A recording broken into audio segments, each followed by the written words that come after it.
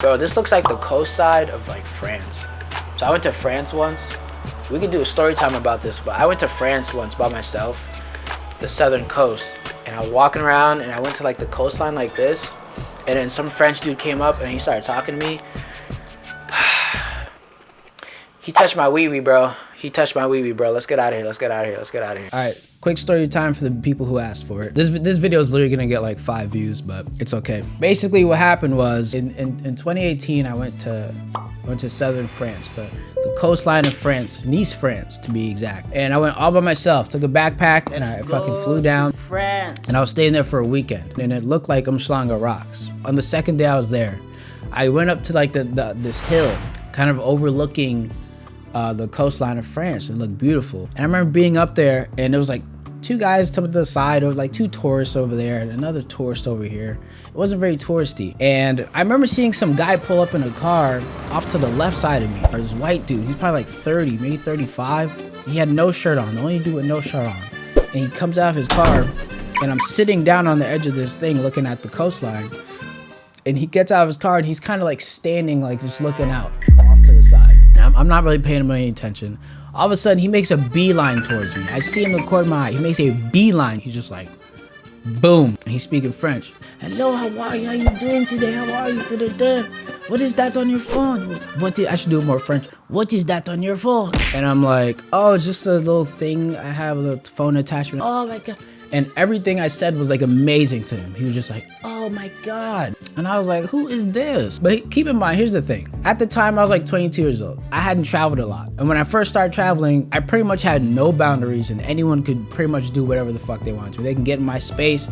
They could do whatever the fuck, because I didn't know anything. He was like this close to my face, and I was sitting down and he was sat down like right next to me. And I was like, I don't know if this is just how French people operate. You know, in different countries, it's like different customs and courtesies and stuff. And I remember saying something, I said something funny, and then we were both laughing, right? And then I'm laughing, and he goes, oh, you have such a nice smile. And then he takes his finger and puts it on my teeth.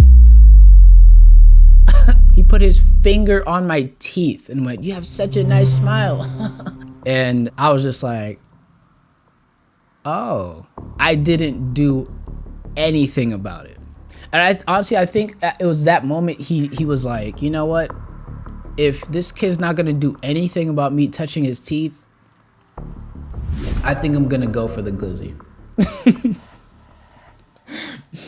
I think he was like, I'm gonna go for the glizzy. I'm gonna touch his glizzy.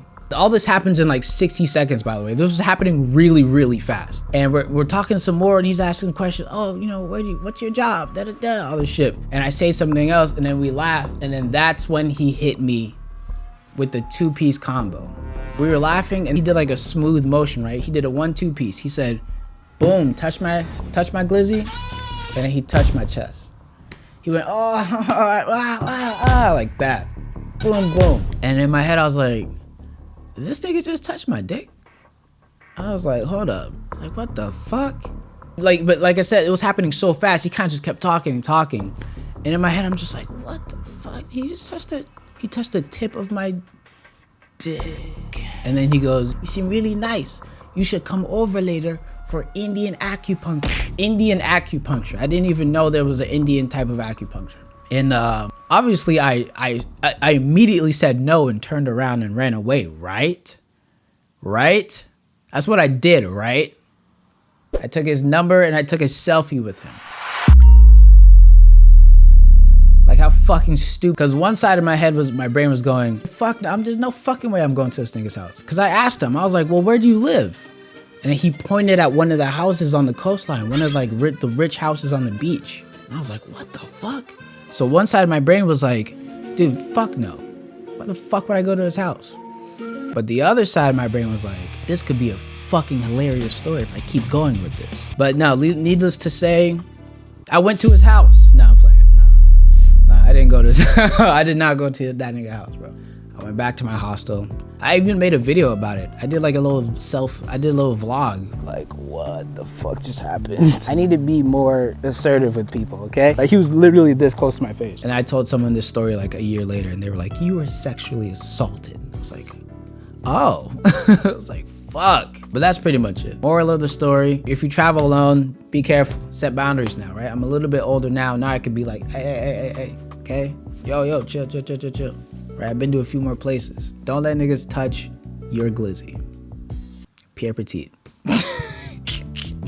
I'm glad you guys enjoyed the Durban VR video. That was really fun to edit, fun to make. But yeah, we're still doing reactions and stuff, obviously. I just wanted to do this for the people who wanted to hear it, all right?